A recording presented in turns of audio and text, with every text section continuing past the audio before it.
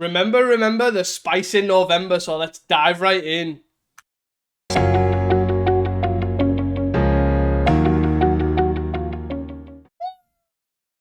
No, that wasn't a firework. That's another banger of episode that we've got for you today.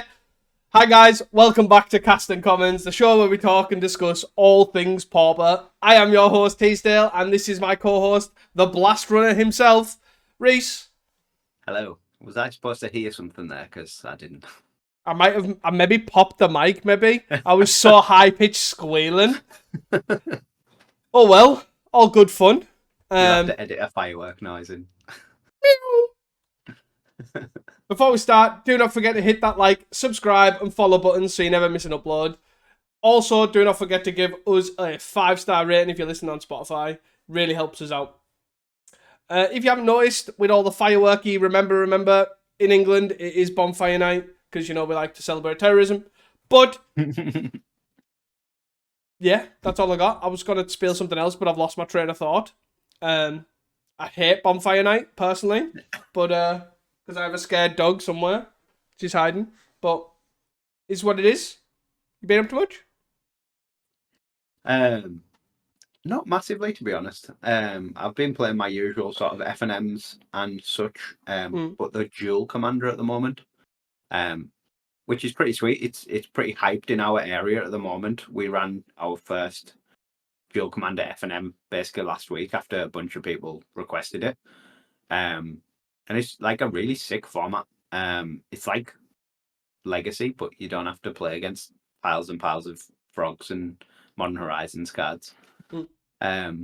Yeah, it's really good. It's really fun. It's really interesting. So that's sort of my Pauper backup format now, I think. Modern's just, there's too many Modern Horizons cards. Legacy's, there's too many Modern Horizons cards. So the next most reasonable 1v1 format is apparently Commander. Pauper wise, I'm still sort of a bit up in the air of what I'm taking to nationals. I've been looking at deck lists. I've updated some decks to test with. I've been looking at the Kuldotha list, but they've been a bit weird, as we'll sort of dive into. But yeah, gonna give some Kuldotha a try again. Gonna probably look at that weird terror list that again we'll dive into. Because it seems like sort of legit, or at least like 2 or 3 pilots are pretty good with it. Other than that, Dredge is still the backup. At least you've got an idea of where to go, to what to test, because at this moment in time, I have absolutely no clue. I'm at the point where I don't even know where to start. So, yeah. Yeah, I'm sure you've got a brew that's done reasonable. You could just audible into that. Yeah, but my problem is the only brew that I've kind of had success with lately is like the Rakdos control deck that literally tries to mill people out by killing everything.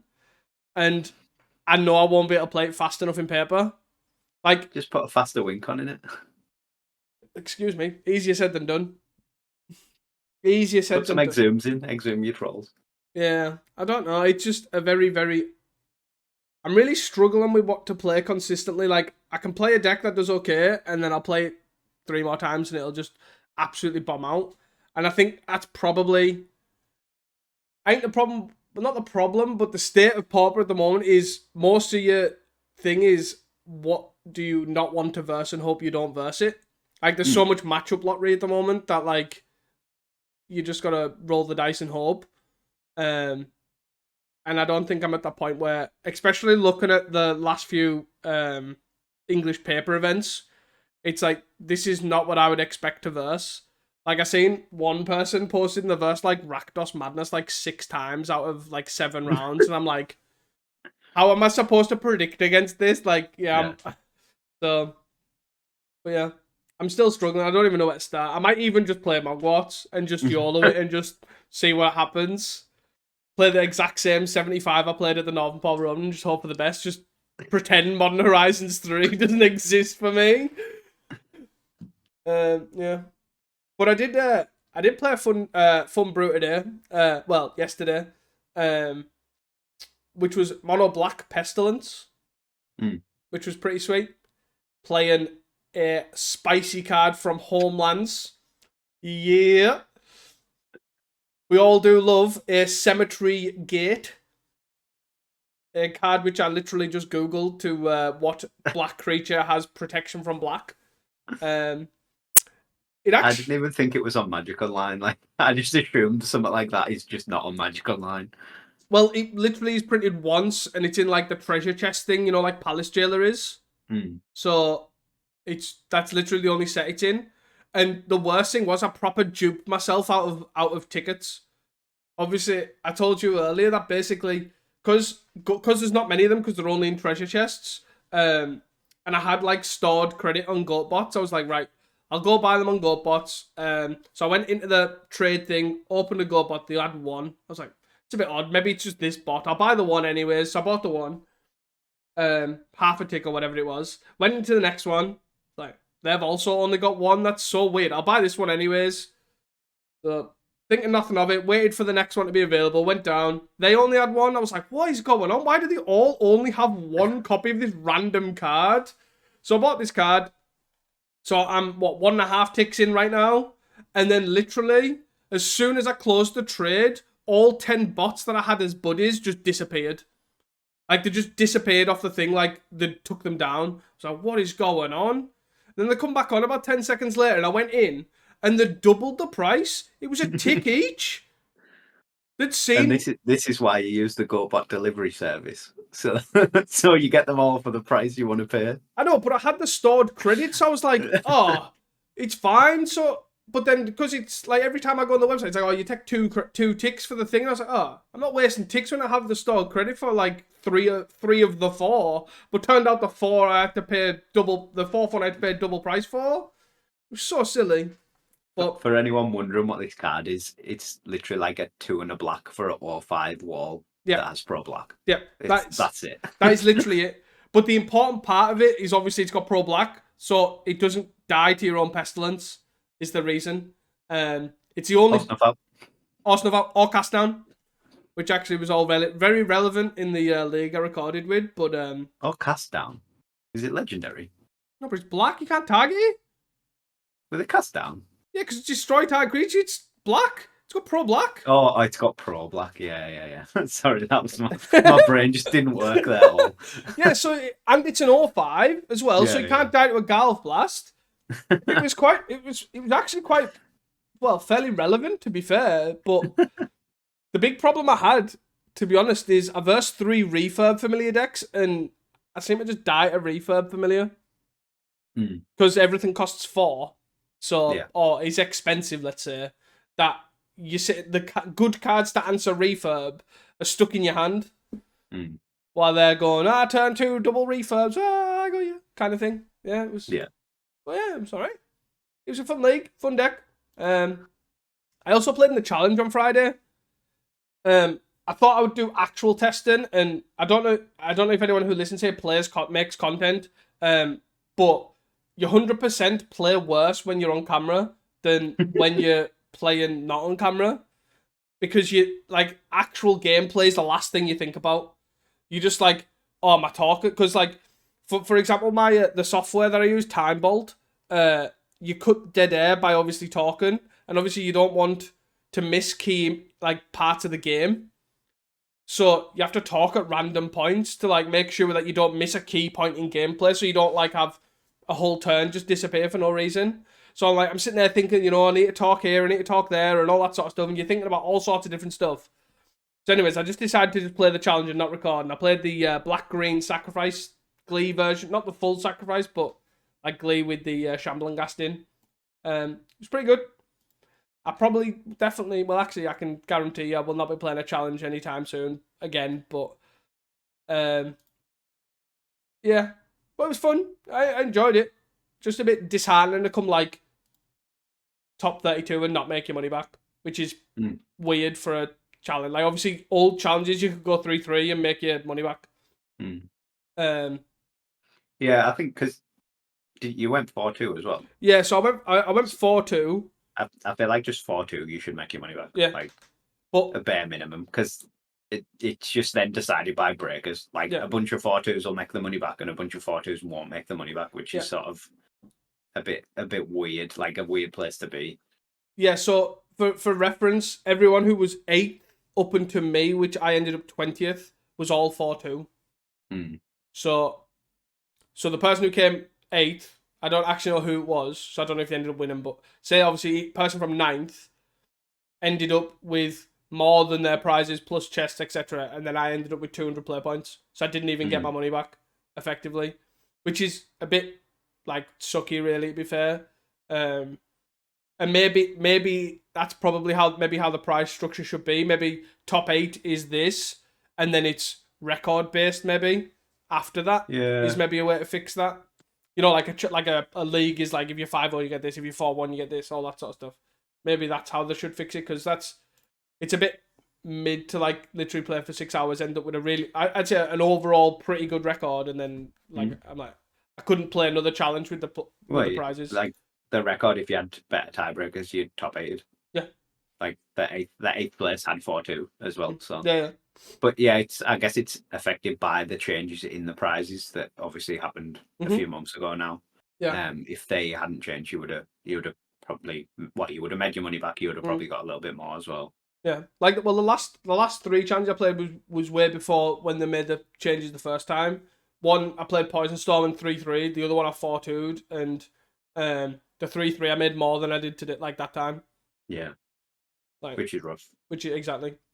But yeah, I did enjoy playing the challenge. Like the challenges are fun, but knowing to myself like if I can 4-2 with bad breakers and I'm not making my money back, it'll literally put me off playing. Like that's 6 hours of my life and not even get my money back.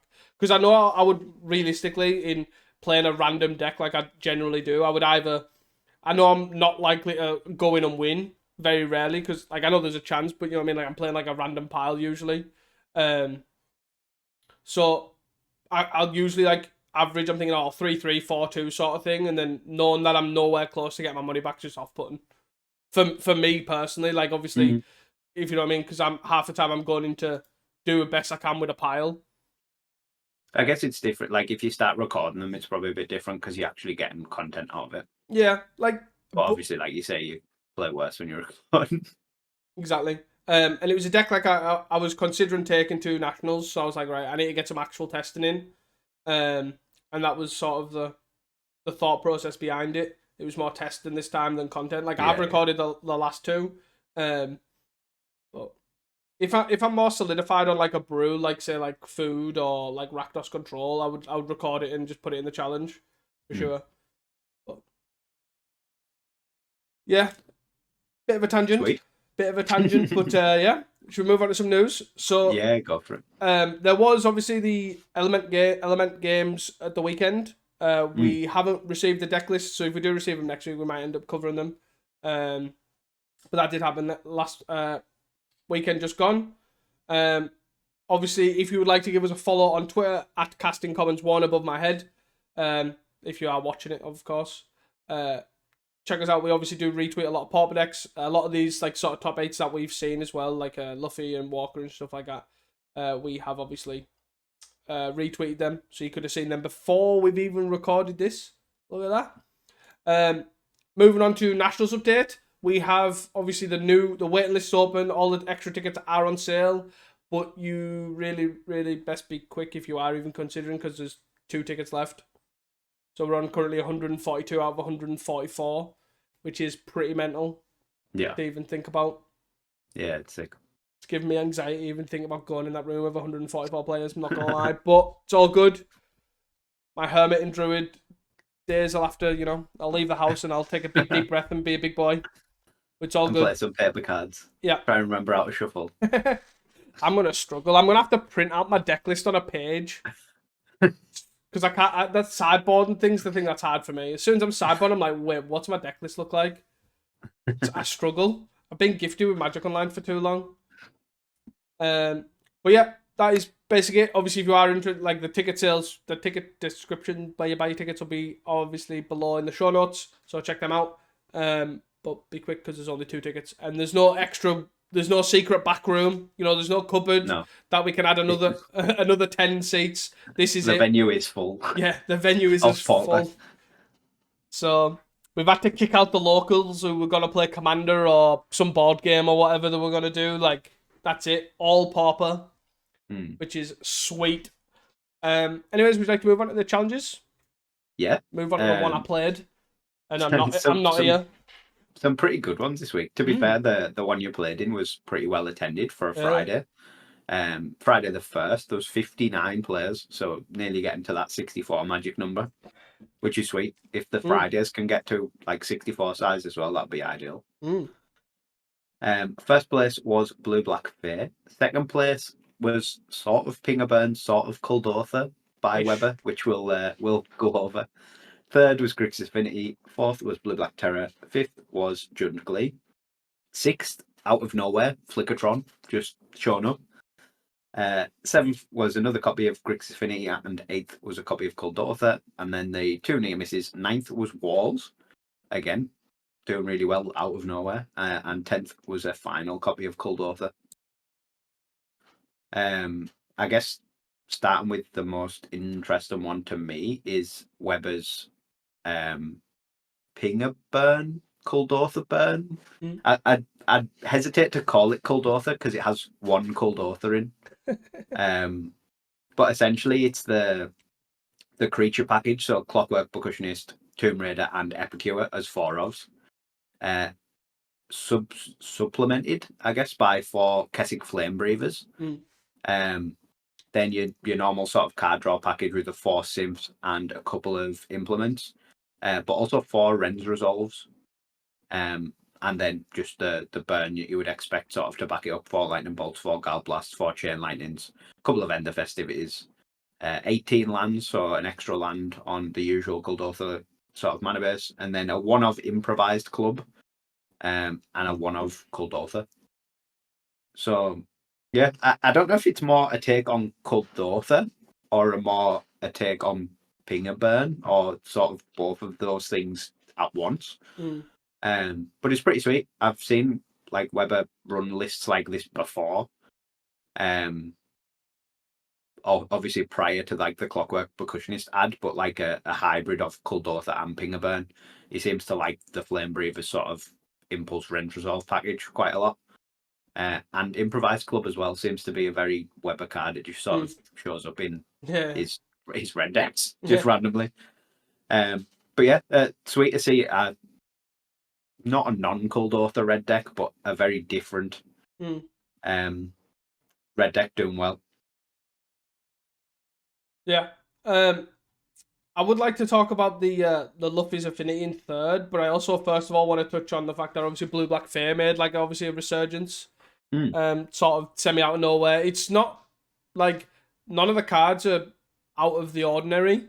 There's some cards that probably either usually swap in and out of each other. Like there's a Gurmag Angler and a Murmur Mystic. Usually from memory you tend to find like one or the other, but still other than that, there's nothing too spicy on it. It's like got 2 Thorns in the main. It's only got 3 Ninja in the Deep Hours sort of thing, so like 3 Fairy Seers. But it's nice to see that obviously Blue Black Fair sort of has made a resurgence, and I think it was quite well represented on the Friday as well. I was going to say this list in particular, it sort of looked like it had a lot more creatures to me, but I think it's just the way it split its creatures is different. Yeah. Like you say, we don't normally see so many like bomb creatures, so like 2 Thorns, a Murmur Mystic, and a Gurmag Angler, all getting in the main. The one of Arms as well in the main is sort of a bit of interesting like tech for the meta. One of Arms and a one of Extractor Confession. Obviously for 2 of the best decks in Kuldotha and Terror. But also just like generally reasonable cards. If you come up against more fair decks, the Arms is going to be pretty solid. And the Extractor Confession generally is just pretty solid against whatever you play. Yeah, like especially even with like Lorien revealed, even if you're not against Terror, it's most of the time it's basically a sorcery speed cast down because you just collect the evidence and kill the biggest creature, which is usually the thing you want to kill anyways. Yeah. But yeah, nothing too out of the ordinary. You've got like the odd cards that have sort of been there before, but obviously just an interesting collection that they're all there together, as you say. But yeah, pretty sweet to see. Luffy's Affinity in third. He managed to cut 4 cards from it, He did. but kept 2 Guild Swarm Prowlers in. Yes. I've versed quite a lot of Guild Swarm Prowler Affinity. Like, I'm not going to call it that moving forward, but basically Grix Affinity with Guild Swarm Prowler. And you know what? It actually did impress me. It's weird. It just adds more, like, I know it sounds strange, but it just adds more aggression to the deck. Like, it's a Wellspring that's just attacks and no one's really ever going to block it. Like, if it trades with whatever you want, they're still drawing a card. Which is strange to say, but like, obviously, like, Gardens used it previously as, like, a defensive tool, but also as a Deadly Dispute. We're using it in an aggressive manner. Like, it just sits there, and even it just dies to all your removal with your Crackland Shamans and stuff, but you're still drawing a card. Yeah. It was pretty sweet. It seems like the cuts are sort of the, like, non-creature artifact slots. Like, maybe a Spell Bomb or a Chromatic Star, a couple of those. Yeah. Obviously, he only cut 2 cards because the other 2 cuts were the 2 Guild Swamp Prowlers. Yep. From the 64 card list that we spoke about last week. But yeah, it does seem pretty interesting. The fact that he's still on it and is sort of like fitted into the deck properly this week, I guess. He clearly sees something in it, and if Luffy's seeing something in Affinity, it's probably what you want to be doing. Yep. Yeah, I was pretty impressed with it, for sure. Do you want to touch on the Flickertron, which is obviously Arklint? Yes, as you would expect. I more want to touch it because it's Flickertron. We haven't seen it for a while. There's nothing too out there. I do like the fact that they're running like a one-off Compulsive Research and a one-off Runaway Builder. Like, most cards that they are having this deck are one-offs, but I'm a big fan of, obviously, the Runaway Builder. You can get it off the Teachings because it does have Flash, and it's just a big removal spell that works with your flickers, which is great. I'm really big on that card, especially in this deck. Yeah, there's nothing too thing out there. Another showing from Impulse, which we haven't seen in quite a while, and then that's 2 weeks on the belt that we've seen 4 Impulse. I just also want to touch on the 5th place deck. Yeah. It's Jund Glee, but it's Wildfireless. And it's getting rather common that the Wildfire's getting cut. I didn't even realise it was Jund. Yeah, it's looking at the mana base, it just doesn't even look like Jund. There's 1 mountain. Yeah, it's basically just black-green. Like, the Wildfireless Jund decks are just black-green, but the Splasher Mountain, basically, for a Writhing Chrysis and a makeshift... 4 Writhing Chrysis and makeshift munitions. And I think that's still good. Like obviously, the whole makeshift munitions, Writhing Chrysis, adding, like, a fair game plan to the deck is pretty good. And, like, Writhing Chrysis, just some decks that'll just win games. So I'm a big fan of this, to be fair, this build compared to the Wildfire. And it's definitely... I think it gets rid of the clunkiness of all the tap lands. Like, you've still got a few, but a lot less. Yeah. And it seems it's quite surprising how easy that red is to splash as well. Yeah. Like, there's 4 Twisted Landscapes and a mountain. That's the only lands that produce red or can find red. But obviously you've got Chromatic Stars, Refractors, Deadly Disputes as well. Yeah. So you actually end up with like a pretty high red count. Yeah, definitely. I do agree with you. Like, there's 2 Bajuka Bog, 2 Kalni Garden, and the obvious include of a Golgari Rot Farm, because you've got Bajuka Bog and Kalni Garden. Yeah. It is still quite a lot of tap lands, and maybe that could come down a bit, but I do agree. It's sort of the way the Jund lists are going. It definitely seems more in this direction than in the Wildfire direction. Yeah, and I just think the clunkiness, and then also the artifact hate that you can sort of get anyways, like, doesn't really help the Wildfire version. And I just think this version looks and feels sort of like still got the mid-range-esque feel to it, but it is less clunky because it does have less tap lands, but it's still got random tap lands that I probably wouldn't put in a deck like this. I've been really impressed with the black-green list basically having 0 tap lands, or very few tap lands if you're running the Haunted Mire build. but I don't think there was anything too spicy for myself. Um, the 7th place affinity list ran a random Gear Seeker Serpent. Yeah. That was about as spicy as that got.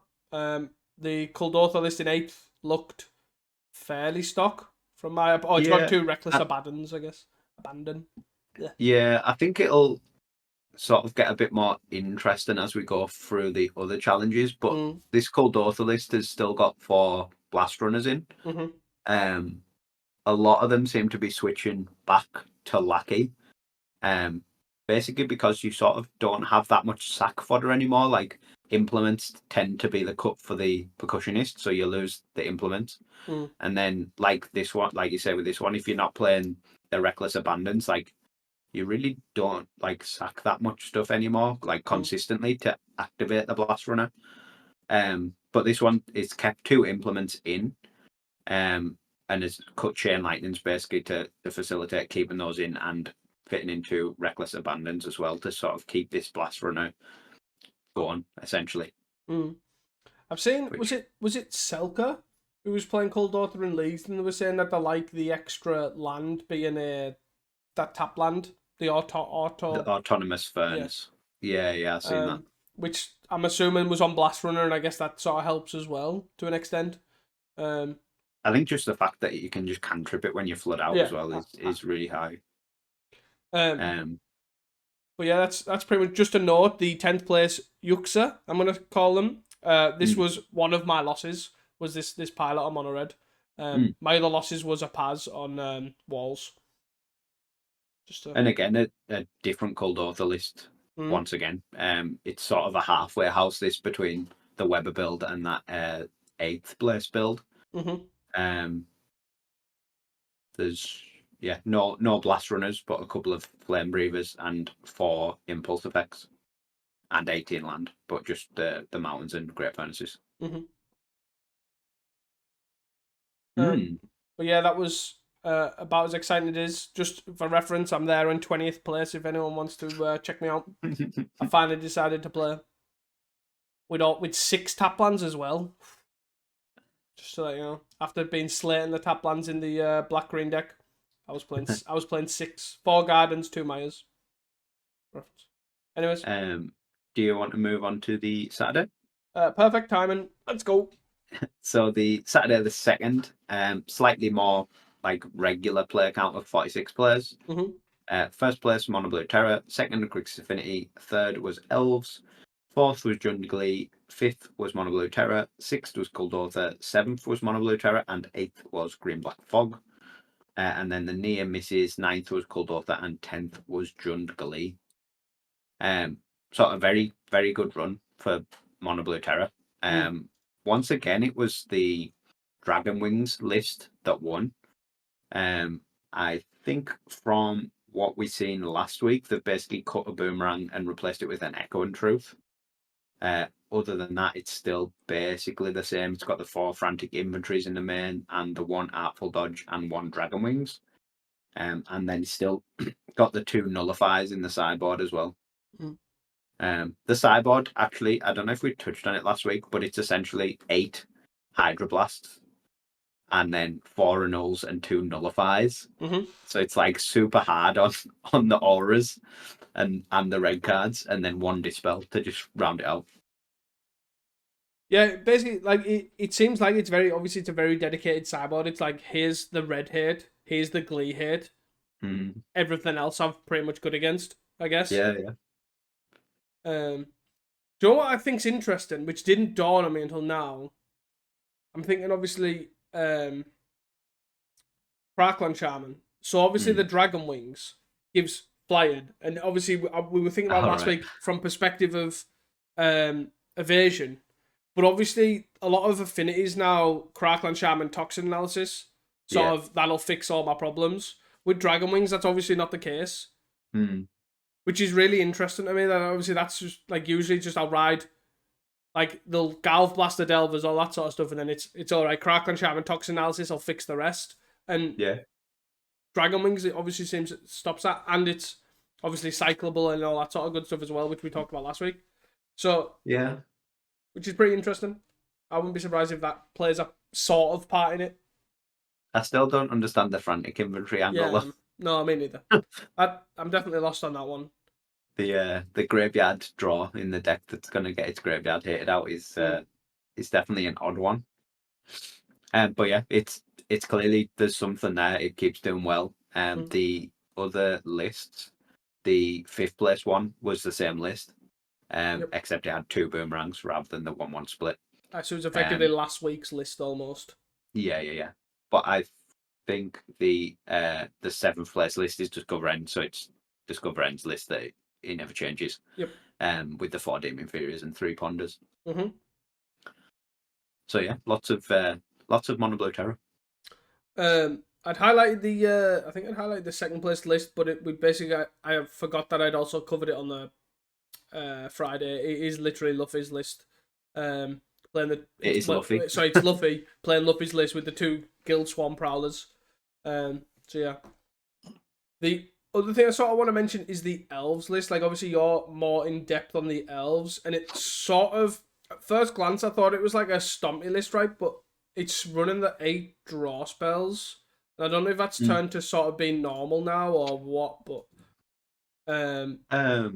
I'm not sure, to be honest. I would say it's just a take on the Stompy Elves list. I guess for reference, this player played Friday as well and came 11th.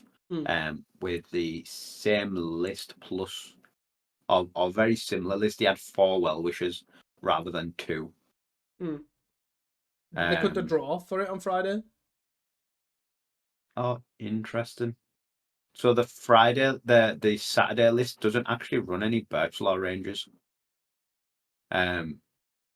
which I have never really seen before, which is quite cool. It's very, very high on Lamwhite Elves, so it's 4 Lamwhite Elves, 4 Findorn Elves, and 3 Elvish Mystics.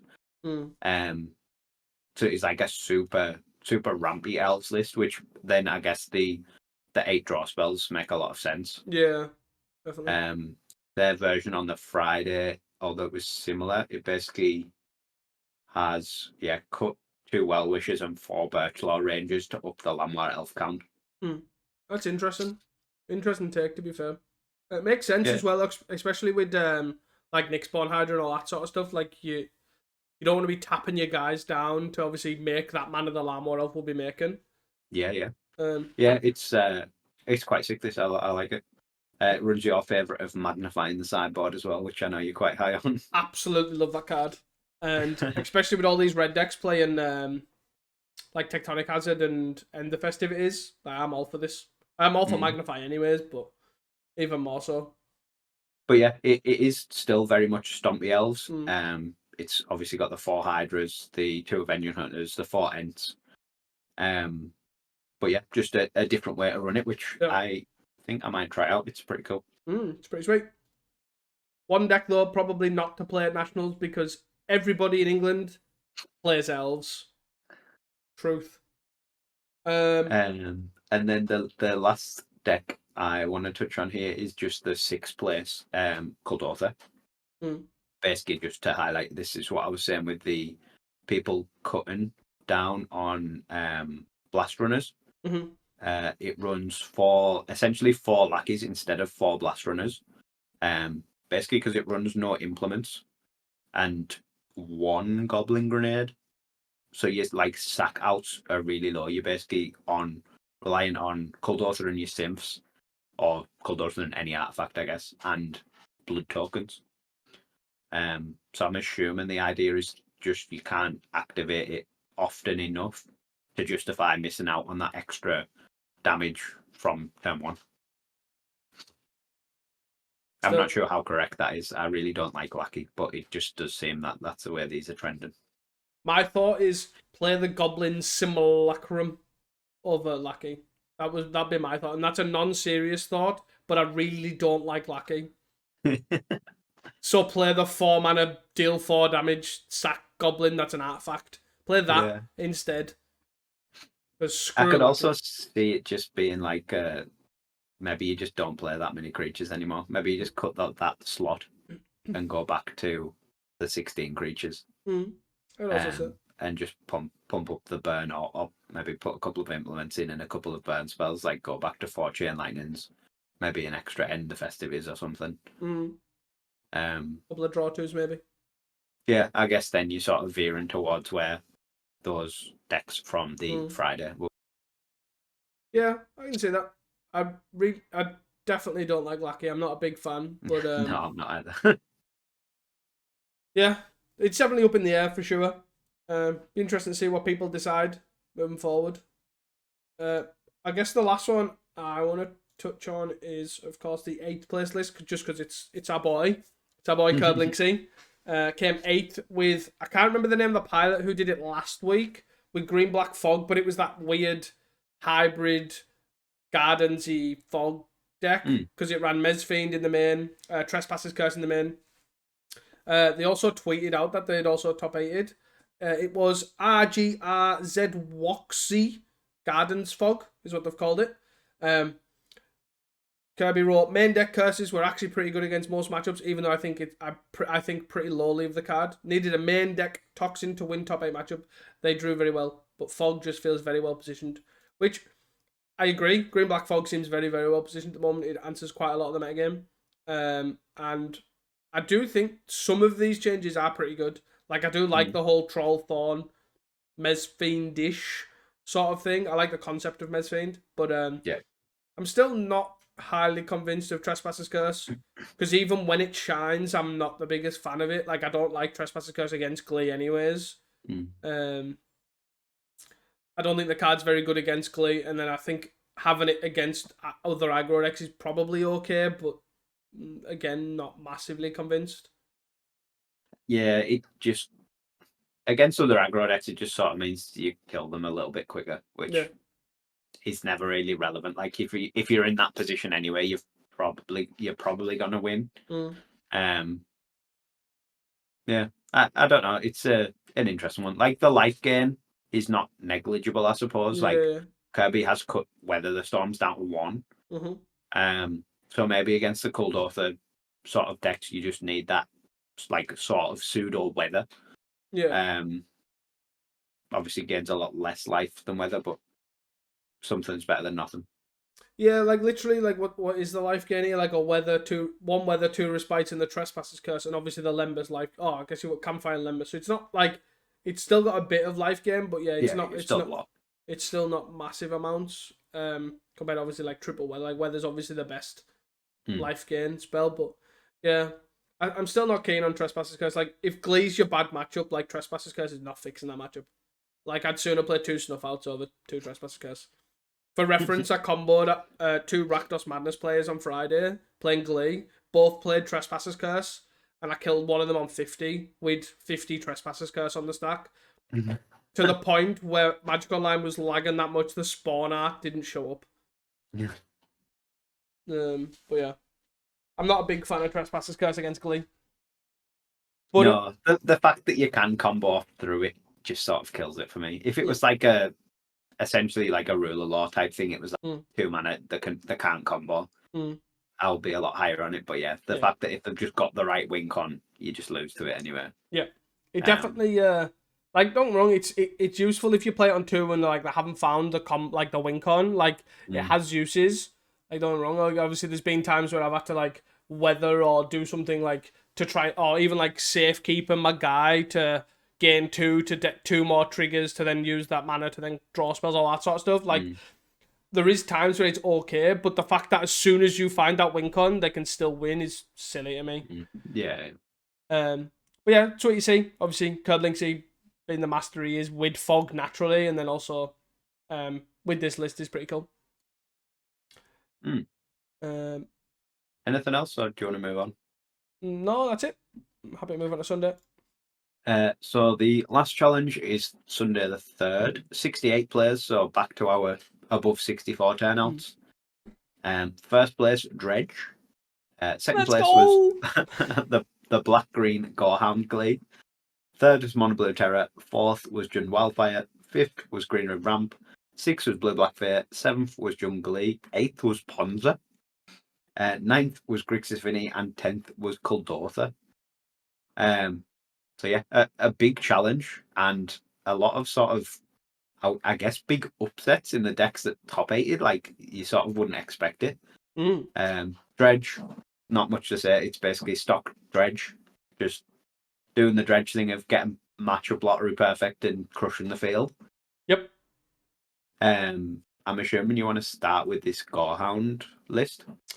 Yeah, just sort of touch on the fact that it looks like they've included village rights, 3 shambling ghasts, and 4 Mezfiends to the deck.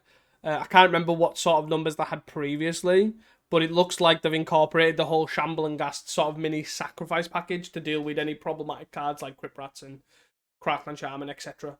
Yeah, it's like, I guess it's like a bit of a hybrid of the sack list with the Gorehound combo as well, which is quite interesting. Yeah. Still not. I don't know how convinced I am on the Gorehound sort of pile. Like, I think it obviously works for it works as a combo. Like, don't get me wrong, but I don't know how convinced I am on the actual take on the deck. Like, if it's better than black green or like Wildfireless Jund version. Like, it is very much up in the air to me which version is the best to run at the moment. Yeah, and I guess if people are main decking Trespasser's Curse, this is a version of Glee that you can't win through Trespasser's Curse. Yeah, definitely. Because the Gravitic Punch is a sorcery, so no matter how many times you sort of put your Surveil triggers on, you're just gonna die to the. Is that because that's a sorcery? Yeah. Yeah, the Gravitic Punch is a sorcery, so you have to stop at some point and let the triggers go. I was thinking like you could maybe do it in their turn with the whole like active player for the Gorehound, but then obviously, as you say, the Gravitic Punch is a sorcery, so you would have to have, I guess, the Silvok life staff as well to sort of go infinite life and then kill them after that, which is a lot more moving parts than Glee really wants. I don't think that doesn't really. Yeah, I don't even know how beneficial that is. Right, I'm unsure. Like I don't. I can't even fathom it in my head. Obviously, you sack 1, lose 1, equip, sack it, gain 3, then that one enters, and then you lose 1. So out of the 3, do you know what I mean? I think you net 1 life. Yeah, I was gonna say, I was thinking you either net 1 or you net 0. But obviously they gain life as well. Yeah. So it makes it makes it even harder to like Gravitic Punch brute skill them. So yeah, I'm not entirely sure how it works. I think it does end up you would win, but I feel like it takes a lot of loops. Yeah. And infinite time. Yeah, and that seems like a headache for, Magic Online, and well, to be fair, headache for generally anything. But you can kind of tell that because obviously it's got 2 Troublemaker roofs in the sideboard, so I'm assuming that's obviously took that into consideration. And also you can't speed out the Mezfiends or anything. So like if you're on the draw, like they can literally just Trespasser's Curse on 2. Yeah. The Terror list is the Dragon's Wings list again, so that deck is doing very well. I believe it's the same pilot that won. Yep. The Saturday, yes, it is. With the same list. Yeah, I think this is the same pilot that pioneered it, right? Luminati. Yeah. As far as I'm aware. I guess I'm not sure where you want to touch on. There's a lot of spice in this one. Should we just go down from there? Yeah, sure. The Walker list then. So going on to the Jund Wildfire list, so like this is like actual factual Jund Wildfire. Like it's no Brood Scale, like no Glee combo or whatever. It's just hard like ramp into. But the interesting thing is most Jund Wildfire lists previously were like Altar Saw board and party piles, or like with the Larmor Visionary and such. But like this is, I'd say definitely a Modern Horizons 3 version. So it's like its creature package is 3 Crackland Shamans, 2 Nyxborn Hydra, 4 Refurbished Familiar, 4 Writhing Chrysalis, and 1 Troll of Khazad-dûm. It's not even really that rampy. It's like a Jund mid-range pile.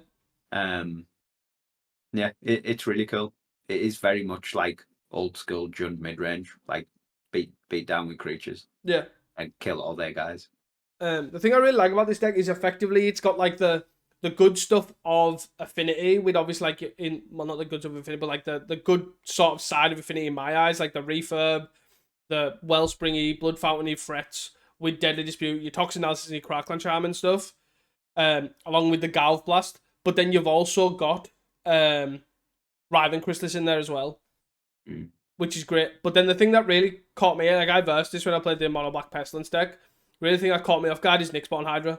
Like, it's a card you don't expect to see, but if you're durdling, like even if you don't find Wildfire and you're just, generally playing your game plan, like Nyxborn Hydra in the mid game is still fine, even if it's not huge. Like, especially if you just jam it on like a refurb. Yep. Jam it on a refurb and your Crackling Shaman Toxic Analysis doesn't kill your Nyxborn Hydra refurb as well. Yeah. Like, yeah.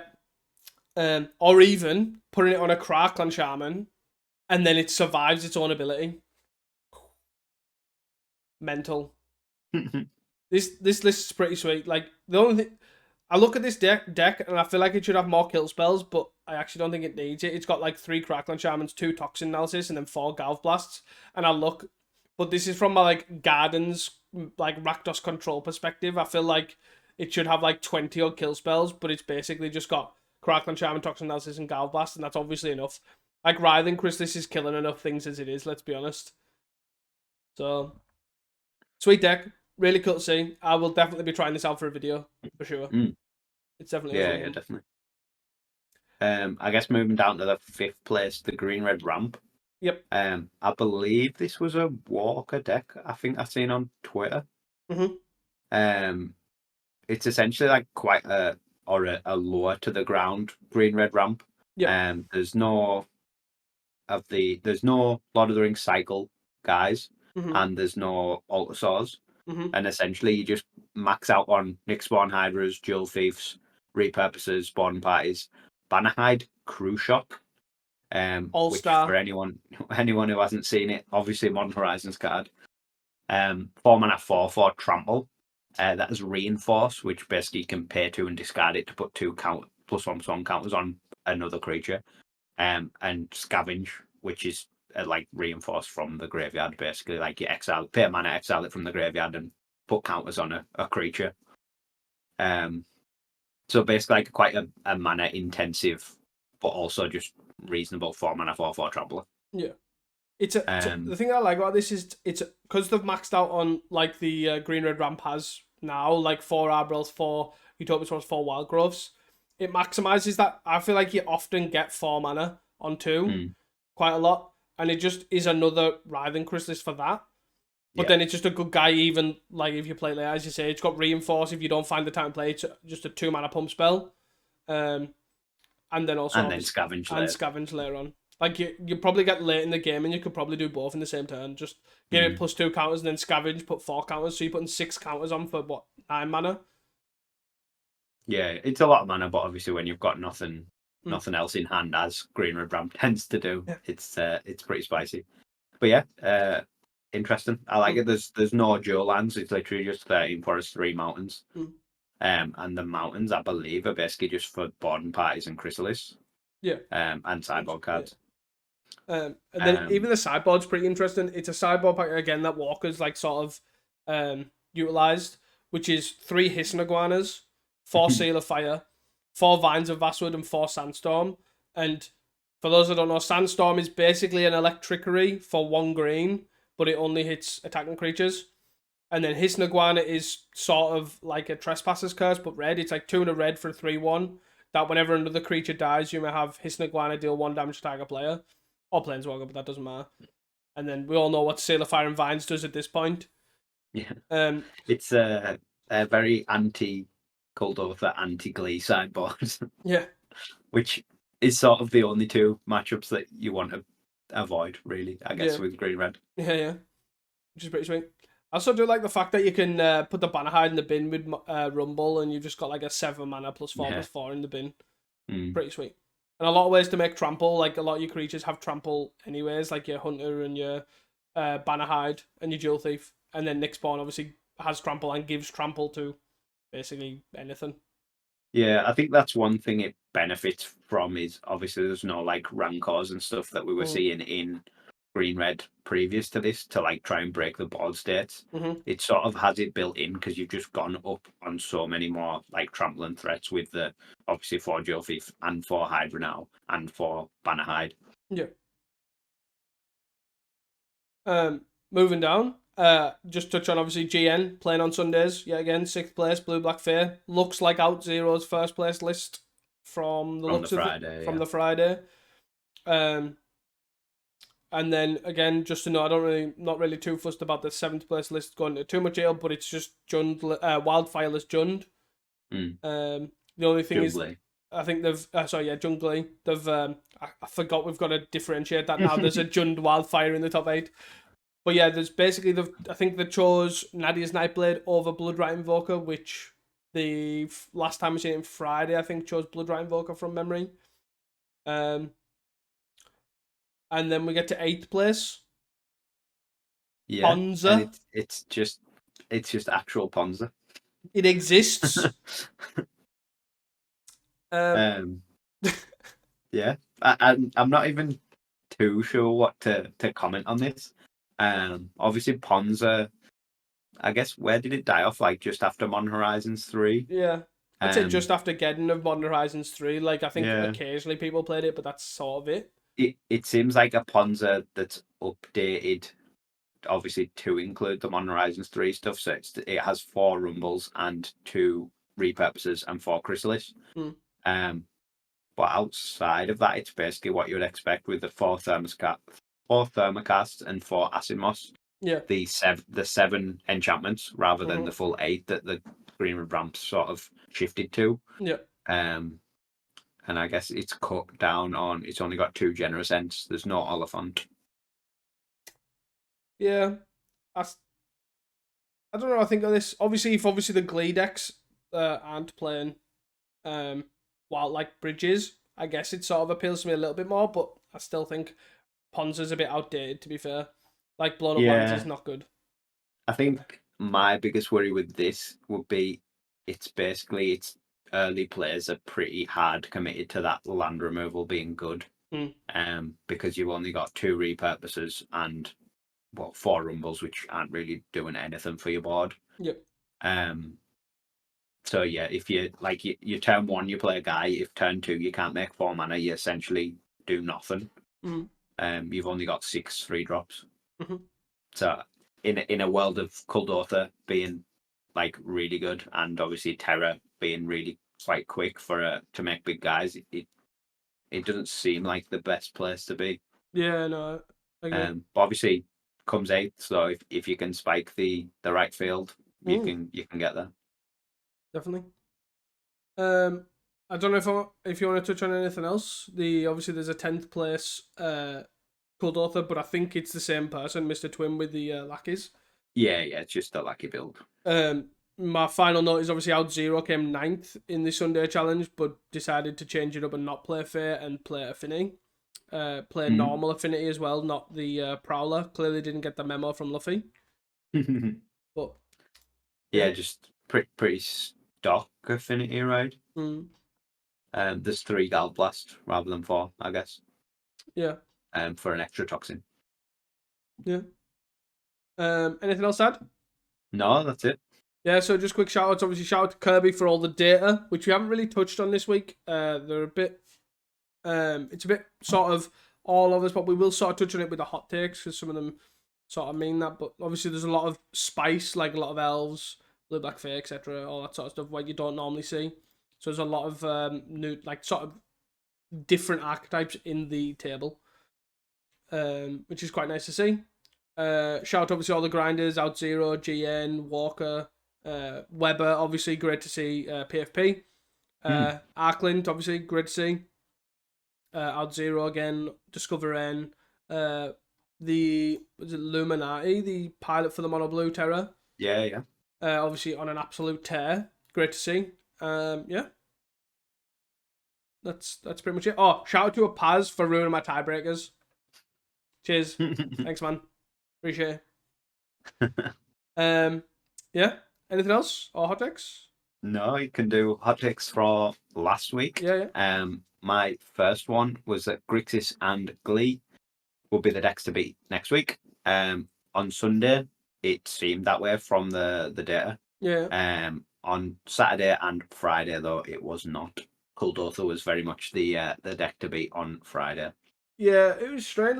Like Saturday, Jump Brood was the number one deck. Well, tied number one deck with Brood on 5, Kuldotha on 5 pilots, and then Grixis was like quite far down with 4 pilots. Which I say far down. It was like 2 down, which is lower than Yeah. normal. But then you also had tied with that Is It Control, so I'm assuming that's Blue Red Scred, and then Turbo Fog as well.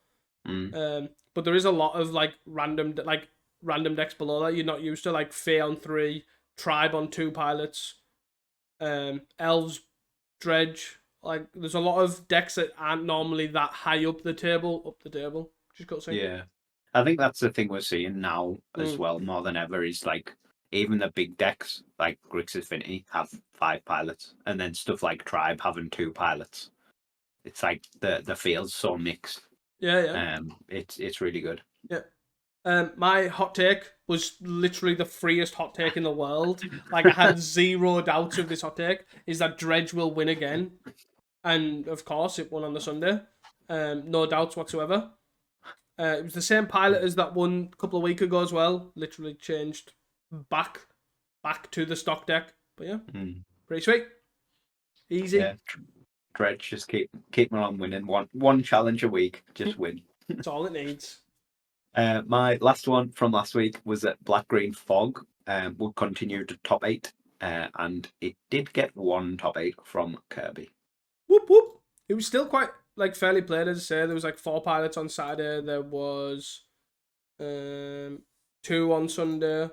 Like considering Turbo Fog usually get 1 pilot every other day and 2 on Friday. Like Yeah. It's definitely picking up in it, and I think mostly it's all black green because that is lumped with black green and blue green, I believe, in Kirby's data. Yeah, it's definitely the fog to play for sure. My last one is that quite a strange one actually. Well, I'm surprised at this one actually. Is that Black Green Glee will double the numbers of Jund Glee in popularity, and it didn't actually happen whatsoever. Black Green just sort of like fell off the face of the earth. You even tried to influence it yourself by playing Black Green. Yeah, and I say I think like I did try, but I just think I don't know why it just disappeared. Like Sunday, I don't even know where it's at. Is it gone? Oh, it's there. 2 pilots. So there was more people. There was just as many people playing Tribe. I think you sort of see it in these conversions as for our 10s as well. Like we had 4 Jund Glees. Yeah. And 1 Black Green, is that right? Which was the Gorehound one. Yeah. I don't. But the only thing is, I don't know where that comes into. Right. Obviously, it has red in. I don't know how Kirby does the data. Like I know obviously the red's just a wink on, but I don't know if that's still classed as Jund. I know previously like the black green wild, like the Jund wildfireless versions, which is basically black green with Riven Chrysalis. I spoke to him and he does obviously anything with Riven Chrysalis he counts as Jund Glee, which I get to the extent. Yeah, perfect. Yeah, I don't know why that happened. I'm assuming people just went back to Jund for reasons. Like I don't understand why personally, because I do think the black green version is quite strong, especially with the Shamlingas stuff.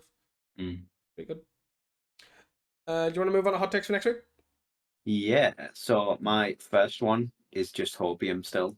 The Daybreak will update the Sunday challenge to a 64. Hit 60 players next week.